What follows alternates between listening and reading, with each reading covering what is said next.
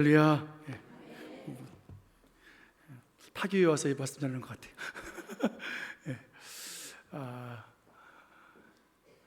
지난주 오후부터 목이 좀 가기 시작하더니 월요일 날, 화요일 날 목사 장로 기도에 갔는데 말이 안 나오는 거예요. 그 목사님들께서 목회를 좀 쉬엄쉬엄 하시라고. 그리고 또 교회 왔더니 여러분들은 또 목사님도 기도 열심히 하신다 보다고. 그래서 좀 기도할 때에 또 부르지 않게 하시고 깊숙이 기도하게 하신 이유가 무엇일까? 또 그 의미를 찾고 있습니다. 또 그 우리 주모에 나온 대로 좀 많은 분들이 지금 병실에 누워 계십니다. 땅밟기를 통해서 하나님께서 뭔가를 하고 계시는 것이 분명합니다. 복을 주시기 위해서, 또 우리들을 계속 갈아엎으시는 하나님, 또 복받기를 싫어하는 마귀들이 또 꿈틀대고 있는 것을 또 느끼게 되었습니다. 여러분께서 깨어서 기도해 주시기를 부탁을 드립니다. 또 오늘 특별히 우리 이성우 장로님 또 나오셔서 또 예배에 참석해 주셨습니다. 너무 감사드리고요. 또 많은 분들 또 함께 또 참여해 주셨고, 오늘 식사를 우리 또 어르신들이 준비하셔가지고 일부 예배 다 나오셔가지고 좀 더 식사 준비하러 계실 거예요. 오늘 또 특별한 음식 준비됐습니다. 함께 영양식도 맛있게 드시고 유양식도 드시는 시간 됐으면 좋겠습니다. 기도하겠습니다. 고마우신 아버지 하나님, 은혜를 감사합니다. 저희들에게 또 하나님의 은혜를 허락해 주시고 또 귀한 예배 현장으로 말씀 앞에 저희들 불러주시니 감사합니다. 하나님, 오늘도 저희들에게 말씀해 주시고 하나님이 원하시는 그 뜻을 따라 살아가는 우리들의 삶이 될 수 있도록 하나님께서 은혜 위에 은혜를 더하여 주옵소서. 모든 영광 주께 올려드리며 예수님의 이름으로 기도드리옵나이다. 아멘. 할렐루야. 할렐루야. 하나님은 살아계십니다. 오늘도 우리와 함께 계시고 우리에게 복 주신 하나님, 그 복과 은혜 안에 살아가시기를 예수님의 이름으로 간절히 축원해 드립니다. 지난주에 우리가 예수님과 세 명의 제자들이 겟세마네 동산에서 기도하신 모습을 생각해 보았습니다. 예수님은 마음에 근심이 가득하셨지요. 죽음을 앞에 놓고 고민된다라고 말씀하시면서 제자들에게 기도하라 말씀하셨습니다. 유혹에 빠지지 않도록 기도해라, 시험에 들지 않게 기도해라 라는 겁니다. 예수님은 죽음을 앞에 두고 계셨고 십자가를 지셔야 되는 예수님이십니다. 제자들이 십자가를 질 이유가 없고 제자들이 고난받을 이유가 없어요. 그런데 그들이 기도해야 할 이유는 분명히 있었습니다. 시험에 들지 않도록, 유혹에 빠지지 않도록 기도하라 하셨습니다. 예수님은 정말 땀이 떨어질 때 빗방울이 될 만큼 그렇게 열심을 다해서 기도하셨죠. 그런데 제자들은 어떠했습니까? 예수님께 마음은 있었어요. 예수님의 그 고난 앞에, 죽음 앞에 고민이 됐던 모양이에요. 그럼 기도하면 되는데 어떻게 합니까? 제자들이 셋이서 모여서 밤새 이야기한 거죠. 걱정한 거죠. 예수님이 죽으시면 안 된다. 예수님 고난을 어떻게 우리가 이것을 막을 수 있을까? 밤새도록 토론했던 모양이에요. 눈이 피곤할 정도로 지쳐 있었고 그들은 마음은 하나님께 있었지만, 원하고 있었지만 육신이 약해서 그만 잠을 자고 말았더라라는 거예요. 예수님이 기도하라 하셨던 이유는 무엇이었습니까? 시험에 들지 말라는 거예요. 시험에 들지 않게, 유혹에 빠지지 않게 기도하라. 근데 그들은 기도하지 않았어요. 그럼 어떻게 될까요? 시험에, 유혹에 빠질 수밖에 없는 거지요. 오늘 그들은 자기들 생각, 자기들의 걱정, 근심을 끌어안고 있었다라는 거죠. 여러분, 특별히 이 세 제자는 하나님께서 구별해 놓은 제자 아닙니까? 변화되셨을 때 모세를 보았고 엘리야를 보았던 사람들이에요. 예수님의 변화된 형상을 보았던 사람들이에요. 그렇다면 그들은 기도하라라는 말씀 앞에 기도해야 했지요. 더군다나 수제자 베드로 얼마나 멋집니까? 그의 열심은 누가 따라갈 수 있겠습니까? 그 득심 앞에. 그런데 베드로, 예수님이 산에 올라오시기 전에 너는 나를 3번 부인할 거야. 그리고 산에 올라와서 시험에 들지 않게 기도해라. 그럼 감을 잡아야 되지 않겠습니까? 그런데 그는 열정이 있었고 헌신이 있었지만 하나님 말씀을 기억하지 않고 기도하지 않았어요. 오늘 본문의 말씀은 어떤 내용입니까? 그들이 산에서 내려와서 결국 시험에 들고 유혹에 빠진 내용이 오늘 본문의 내용입니다. 산에서 내려올 때, 기도를 마치고 내려올 때에 가룟 유다가 예수님을 팔았잖아요. 또 대제사장의 그 하인들하고 군병들을 데리고 예수님을 잡으러 왔어요. 강도를 잡으러 오듯 칼을 들고 왔고 망치를 들고 왔어요. 예수님이 내가 강도냐 하실 만큼 말이죠. 그때 베드로는 어땠습니까? 역시 베드로예요. 앞장서서 나갑니다. 가지고 있던 칼을 휘둘렀어요. 대제사장의 종 말고라 하는 사람의 귀를 잘라버렸어요. 그러자 예수님 어떻게 합니까? 그 떨어진 귀를 다시 붙여주셨죠. 놀라운 기적 아닙니까? 그러면서 칼로 망한다, 그러지 말아라, 이제까지 참았으니 참아라 라고 말씀하시죠. 이것까지 참아라. 이제 사실 본격적인 싸움이 시작되었습니다. 예수님은 붙잡혀 가야 되고, 제자들이 밤새 걱정했던 걱정이 이제 현실이 되고 말았어요. 예수님은 그 칼을 휘두르는 베드로의 뒤를 따라서 사실 내려오셔야 되지 않겠습니까? 베드로가 호위무사처럼 말이죠. 예수님 제 뒤에 서십시오, 저를 딱 붙잡고 따라오십시오, 뭐 이러면서 소리 지르면서 말이죠. 야! 뭐 이러면서 칼을 휘둘면서 그 군사들을 뚫고 나가야 될 것 아니겠냐고요. 근데 예수님 어떻게 하셨습니까? 베드로 뒤에 계셨나요? 아니에요. 강도를 잡으러 온 사람들 같은 그들에게 예수님은 순순히 잡혀가셨어요. 우리 54절 말씀 보겠습니다. 54절. 자, 시작. 예수를 잡아 끌고 대제사장의 집으로 들어갈새 베드로가 멀찍이 따라가니라. 아멘. 대제사장과 군병들이 예수님을 당시 대제사장 가야바 그 집으로 데려가요. 그 대제사장 집 안에 재판장이 있고 또 감옥이 있으니까 법정으로 들어갔습니다. 지금 위급한 상황이 벌어졌잖아요. 이러면 베드로 어떻게 해야 됩니까? 자기 스승 하나님의 아들 예수님이 잡혀갔잖아요. 메시아가 잡혀갔잖아요. 그럼 어떻게 해야 되냐고요? 싸워야죠. 소리라도 질러야죠. 그런데 어떻게 베드로는 산 위에서는 그렇게 하더니 법정까지 끌려가는 예수님을 볼 때 그는 어떻게 했다고요? 54절 다시 보십시오. 54절. 베드로가 어떻게 갔어요? 따라갔는데 어떻게 따라갔어요? 멀찍이 따라가고 있어요. 멀찍이. 여러분 좀 이상하지 않아요? 우리가 매스컴을 봐도 여러분 어느 한 공동체, 어느 뭐 회사, 뭐 어디든지 마찬가지겠죠. 뭐 리더가, 뭐 회장이, 뭐 수장이 잡혀간다 생각해 보십시오. 항상 그 측근들이 있잖아요. 비서라든지 보좌관이라든지 경호원이라든지 따라 붙잖아요. 뭐 큰 죄를 져서 뭐 수갑을 차고 양쪽에 경찰들이 데려가더라도 뒤에 따라 붙는 사람이 누구예요? 측근들이에요.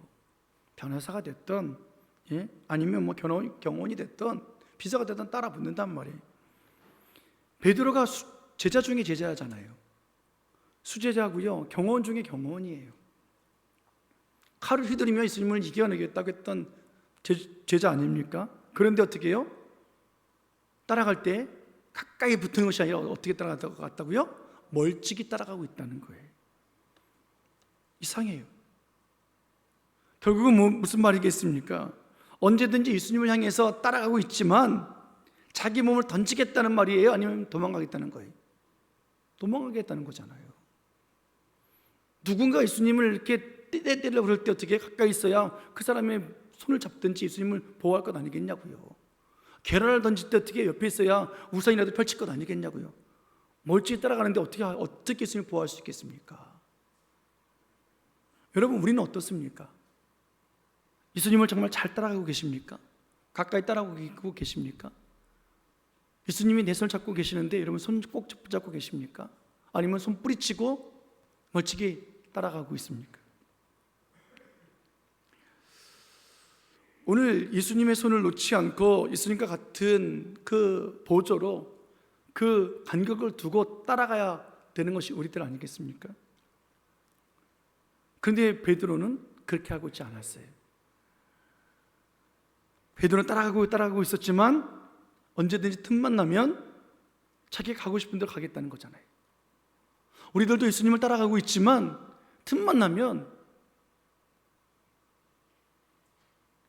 갈 수만 있으면 가겠다는 거잖아요. 예수님이 걷고 있는 그 보행석도 그 발복을 따라서 가야 되는데 그렇게 하고 있지 않잖아요. 예수님이 내 손을 잡고 계시는데 그 손을 좀 놨으면 좋겠다 하는 생각을 가지고 살아갈 때가 많이 있지 않습니까? 오늘 우리는 예수님을 따라갈 때에 오늘 베드로 같이 멀찍이 따라가면 결국에는 우려했던 것들이 터지게 되어 있어요. 산에 데려가시기 전부터 너는 나를 부인한다. 산에 올라가서 시험에 드니까 기도해라. 그럼 내려서 어떻게 해요? 말씀도 기억하지 않죠? 기도도 하지 않죠? 멀찍이 떨어져요. 그러니까 문제가 터지잖아요. 예수님이 따라올 때 이렇게 따라오라고 말씀하고 계세요. 예수님이 따라오는 방법을 가르쳐 주셨습니다. 마태복음 16장 24절 말씀 볼게요.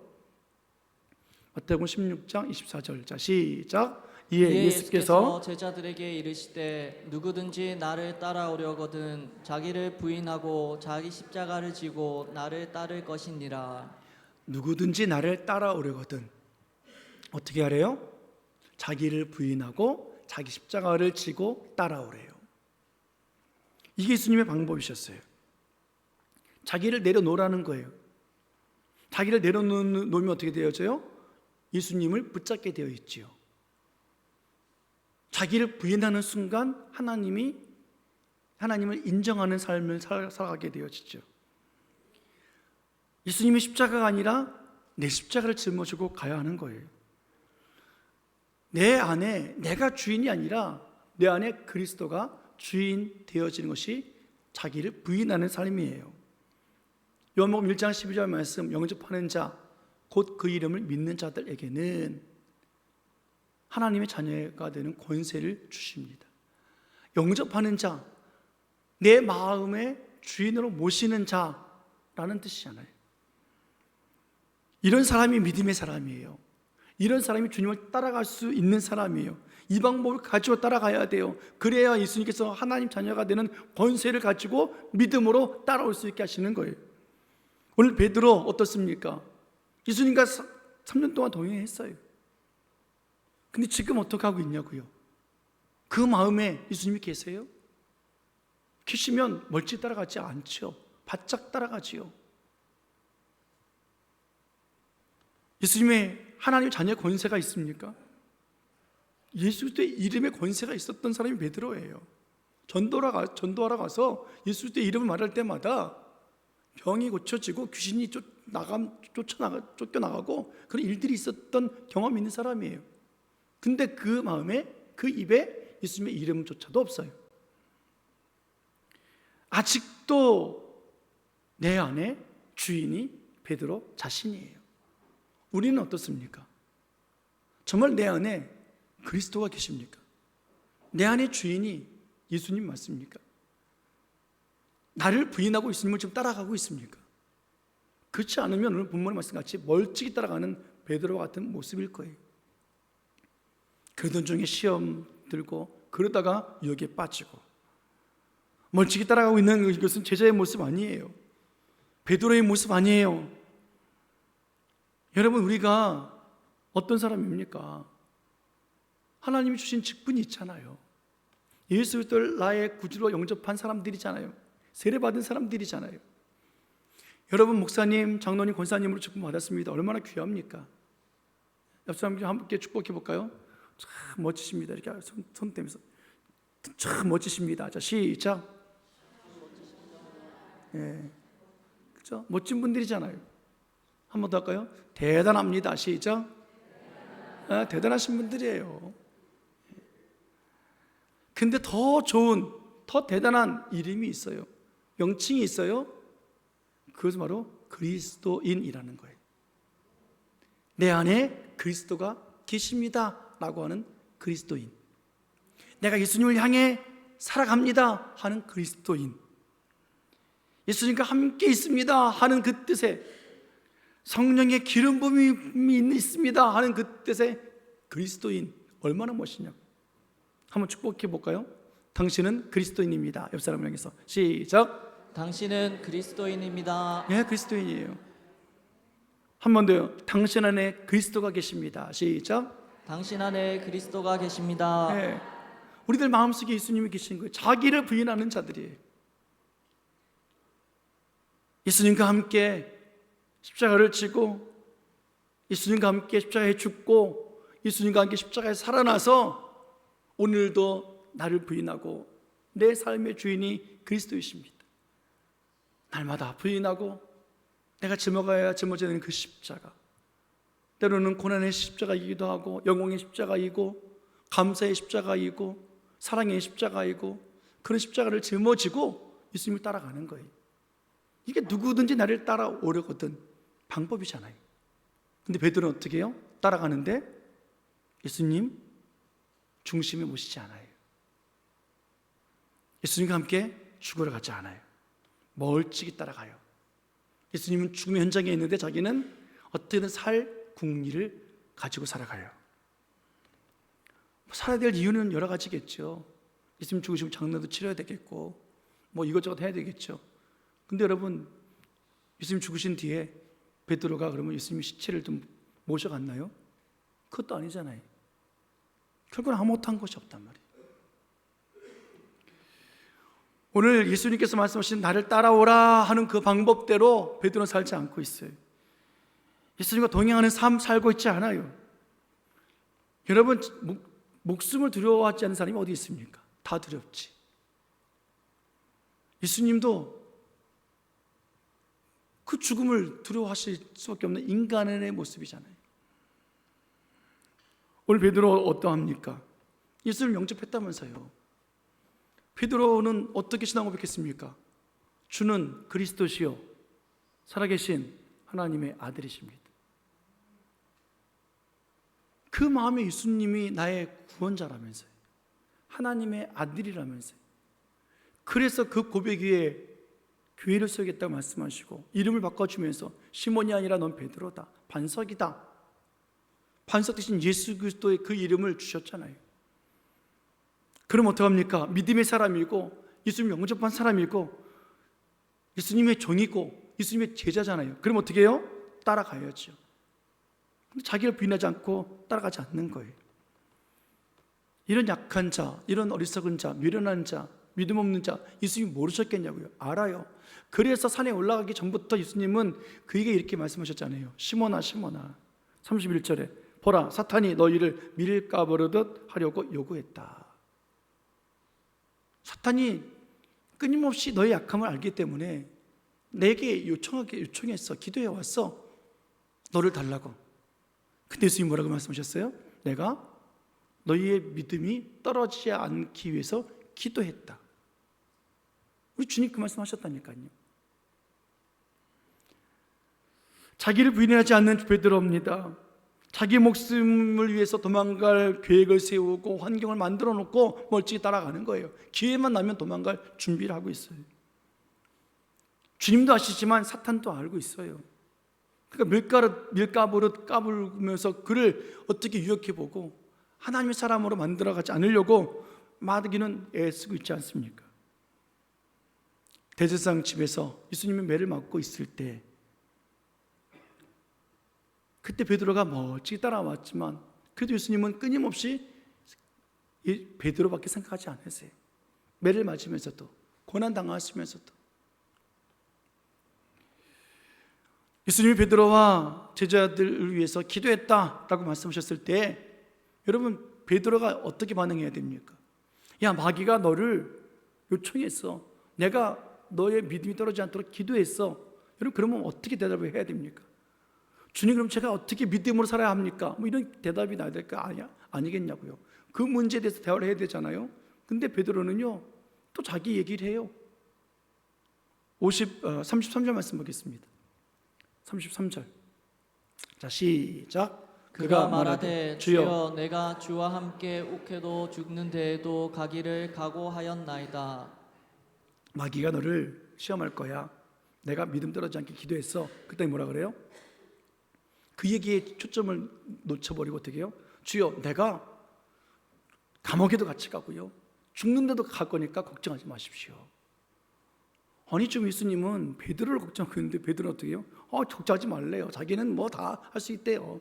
신경 쓰지 마세요. 예수님, 제가 예수님 돌봐드립니다. 제가 걱정입니까? 예수님 걱정이지. 감옥에도 갈 준비, 죽음의 자리에도 함께할 준비 되어 있습니다. 그런 베드로가 지금 어떻게 따라가고 있다고요? 멀찍이 따라간다. 여러분, 이것이 죽음을 각오하고 있는 거예요? 감옥에 갈 준비되어 있는 사람의 모습이에요? 전혀 다르잖아요. 그의 각오 쓸모도 없었어요. 예수님 말씀대로 3번 부인하고 말았어요. 결국 자기를 위해서 살다가 다 무너지고 말았어요. 그렇게 각오했지만 그의 행동은 멀리 떨어져 있었고 예수님에게서 점점 멀어져 있었고 아무것도 할 수 없었던 그 베드로의 모습을 오늘 우리는 본문을 통해서 보고 있어요. 우리는 어떠냐고요? 얼마나 멋진 일꾼들입니까? 직분자들입니까? 최고의 점수를 줄 수 있는 사람들 아니겠습니까? 신앙생활 참 잘하잖아요. 옆에 사람에게 한번 축복하십시오. 당신을 A+ 주겠습니다. 자, 시작. 평상시에 A+ 받지 못한 사람들, A+가 뭔지 모르세요? 당신에게 100점을 줍니다. 그죠? 언제 우리 100점 받아봤냐고요? 근데 어떻게 해요? 신앙생활 보세요. 잘하잖아요, 우리. 얼마나 열심입니까? 얼마나 득심이십니까? 땅밟기 그냥 다 참여해가지고 함께 하잖아요. 얼마나 잘하시냐고요. 믿음생활 놓치지 않고 잘하고 있습니다. 복음의 일꾼입니다. 근데 정말 그렇게 자기를 부인하고 십자가를 지고 따라가고 있습니까? 아니면 베드로처럼 멀찍이 따라가고 있습니까? 요즘 현대교회는 뭐 세상도 그렇죠. 많은 사람들이 상처가 많아요. 육체도 그렇고 마음도 그렇고 상처가 많아요. 왜 그렇게 상처가 많은지, 뭐 성도들끼리 다투기도 하고, 뭐 목사님께, 장로님께, 뭐 리더들에게 상처받아서 가슴 아파하고 괴로워하고 교회를 떠나기도 합니다. 상처 주면 안 되겠죠. 목사님이 그러면 안 되고, 장로님이 그러면 안 되고, 성도님이 그러시면 안 되겠지요. 그럼 여러분, 그 사람은 정말 신앙생활 잘했습니까? 주님과 함께 살고 있었는데 우리가 핍박한 겁니까? 멀찍이 떨어져 있으니까 누가 한마디 하면 상처받는 거고, 서운한 거고, 속상한 거고, 문제 풀고 싶지 않은 거고, 나는 의로운데 저 사람이 문제고, 그런 것 아닐까요? 멀찍이 떠나가니까 어떻게 해요? 결국에는 교회도 떠나가는 거고. 그럼 이 교회가 싫다면 저 교회 가서 예배드리면 되잖아요. 안 가잖아요. 점점점 안 가잖아요. 그리고 어떻게 해요? 온라인으로 예배 드리잖아요. 올 수 없는 상황이라면 어쩔 수 없지만 상처받아서 그럴 수 있어요. 잠시. 언제까지 그러고 계실 거냐고요.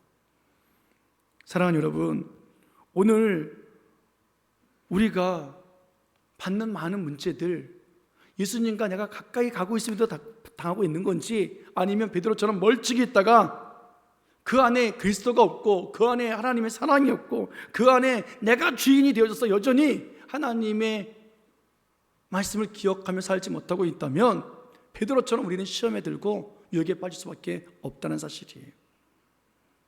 여러분, 베드로처럼 열정적인 사람이 어디 있었습니까? 헌신의 최전방에 섰던 사람이 또 누가 있겠습니까? 그런데 어떻게 해요? 결국에는 그는 넘어지고 말았어요. 우리가 나이가 들었고, 때로는 병이 들었고, 때로는 환경이 안 돼서 멀찍이 떨어질 수도 있어요. 그러나 어떻게 합니까? 그것이 오래 가면 안 되잖아요. 죽음의 자리에, 기도의 자리에 있어야 할 때 함께 있어야 되지 않습니까? 그래야 사탄이 밀가부를 할 때에 우리는 이겨낼 수 있을 것 아니겠습니까? 베드로 보십시오. 멀찍이 따라갔다 어떤 현상들을 경험하게 되었는가? 55절 말씀 보겠습니다. 55절 시작. 사람들이 뜰 가운데 불을 피우고 함께 앉았는지라 베드로도 그 가운데 앉았더니. 멀찍이 따라가던 베드로, 지금 어둡잖아요. 캄캄하잖아요. 춥잖아요. 대제사장 뜰 가운데 예수님을 잡아온 사람들 가운데 있어요. 여러분, 그 춥고 어두울 때 불이 따뜻하게 펴져 있습니다. 거기에 앉아 있어요. 여러분, 추울 때 그 따뜻한 불 앞에 앉아 보십시오. 얼마나 좋습니까? 예? 장작불 혹은 화롯불 탁 생각해보십시오. 얼마나 좋습니까? 거기다 고구마나 감자 탁 구워 먹으면 얼마나 좋아요. 그렇죠? 근데 그 맛을 한번 빠지면 여러분 움직이기 싫어요. 추운 날 여러분 이불 속에 탁 들어가 있는데 여러분 나오고 싶겠어요? 지금은 그런 거 없지만 옛날에는 연탄 갈로 한 번씩 나가야 되잖아요. 따뜻했는데 나가라 그러면 누가 좋겠냐고요. 여러분 지금 불 앞에 있어요. 누구들하고 함께 있어요? 예수님 잡아온 사람들하고 함께 있어요. 거기에 앉아 있으면 여러분 주님 앞으로 가는 거 쉽지 않아요. 내가 죽으러 가겠습니다. 감옥에도 갈 수 있고 내가 죽음의 자리도 갈 수 있습니다. 각오한 것 지키기 쉽지 않아요. 베드로가 그렇잖아요. 안 가는 거예요. 그 불 앞에서 함께 앉아 있더라. 함께 앉아 있더라. 그러다 거기서 어떻게 해요? 3번이나 부인하잖아요. 예수님을 알지 못한다. 나는 그 당이 아니다. 나는 장담하는데 그를 알지 못한다. 저주하면서 어디에서요? 그 사람들 앞에서 내가 편하고 쉬운 멀찌 떨어 있는 그 자리에서 그렇게 주님을 멀리 떠나고 있는 것 아니겠습니까? 여러분 지금 베드로는 거기에 왜 앉아 있어요? 몰래 숨어 있는 거잖아요.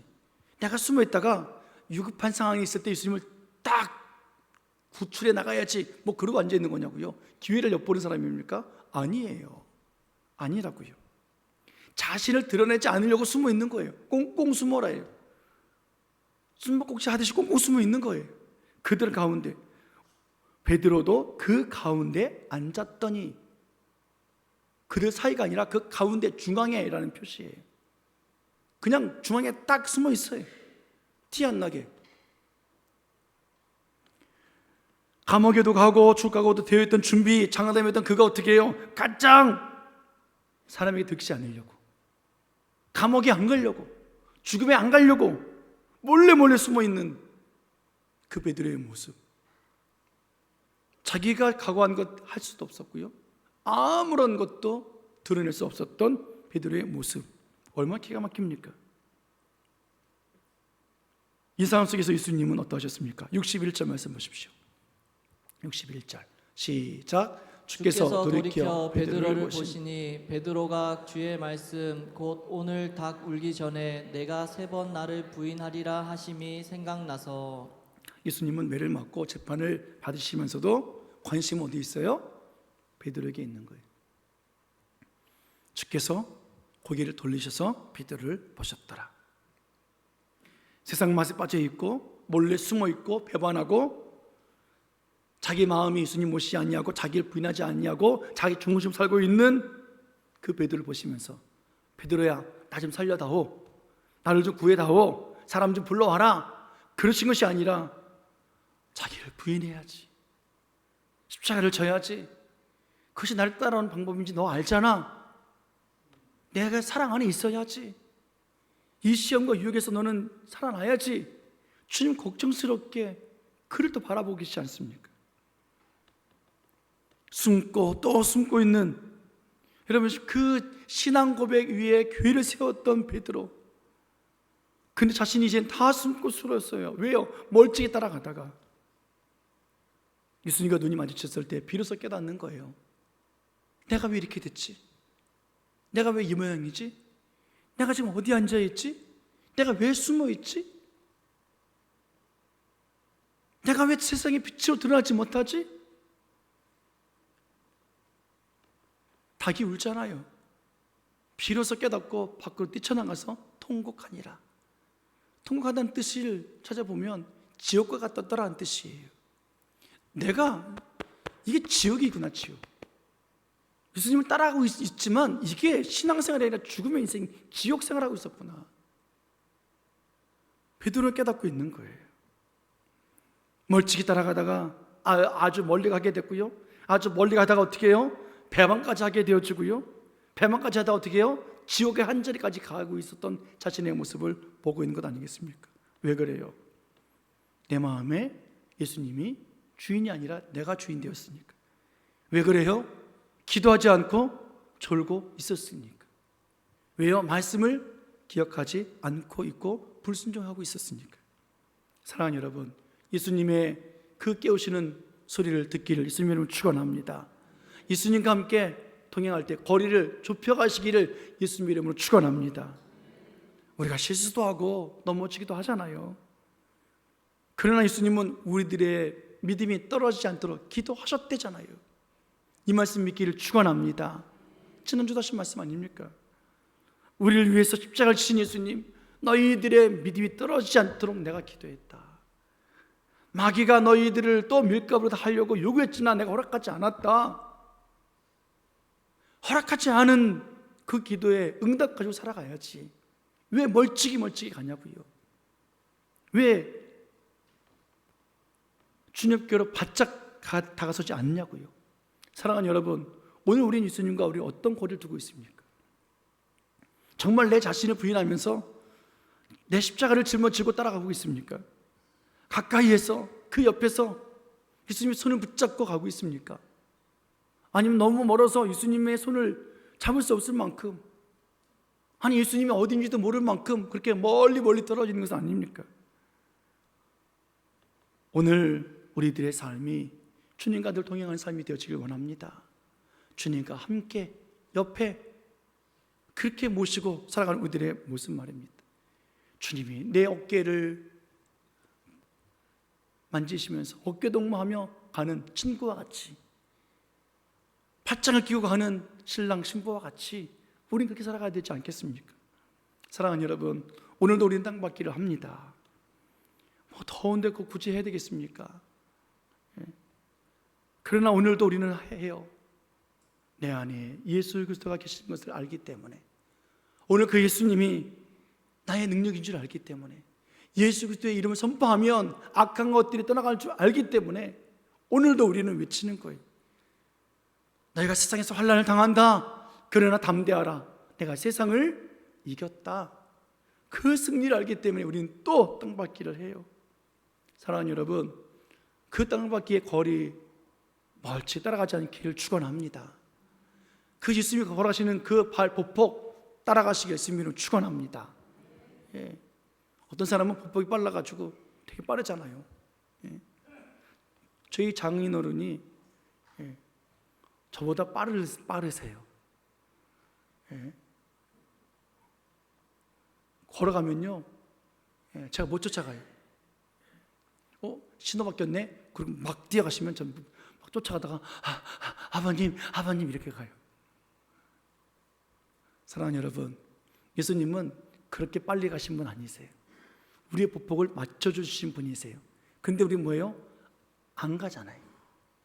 멀찍이 따라가잖아요. 그럼 어디까지 보폭을 맞춰주시겠냐고요. 우리 땅밖을 통해서 우리들에게 하나님의 은혜를 베풀어 주셨습니다. 현장에 나가는 거 정말 중요해요. 그러나 더 중요한 것은 뭐예요? 7주간 동안 우리는 뭐예요? 하나님 앞에 기도하는 거예요. 매일매일 기도하는 것. 기도의 자리에 나가고 땅밖의 자리에 나가고 그 기도의 보폭을 가지고 살아가는 우리들의 삶. 교회를 위하여, 담임 목사님을 위하여, 자신을 위하여, 기도자를 위하여, 땅받기를 위하여 그 기도하는 그 기도의 모습 얼마나 멋있습니까? 얼마나 주님과 함께 동행하는 삶입니까? 사랑하는 여러분, 예수님을 등지지 않기를 원합니다. 거리를 두고 멀찍이 따라가지 않기를 예수님을 축원합니다. 주님과 함께 동행하면서 우리가 살아갈 때 오늘 예수님 주신 말씀, 이미 너희들의 믿음이 떨어지지 않도록 기도했다. 할렐루야. 오늘 이 말씀 붙잡고 하나님 오늘도 이 믿음 가지고 갑니다. 주님과 오늘 동행하면서 살아갈 때 오늘 베드로가 멀찍이 따라갔다가 그 죄의 자리에 앉고 원수들과 함께 숨어 있다가 결국에는 유혹에 빠지고 시험에 들었던 것처럼 통곡하며 지옥의 자리에 간 것처럼 우리 그렇게 살지 않기 원합니다. 우리 매일 기도할게요. 하나님, 매일 믿음을 살아갈게요. 결단하고 다짐한 것 베드로처럼 놓치지 말고 가까이서 주님과 함께 동행하시면서 주님의 손을 꼭 잡고 가시기를 예수님의 이름으로 간절히 축원해 드립니다. 축원합니다. 기도하시겠습니다.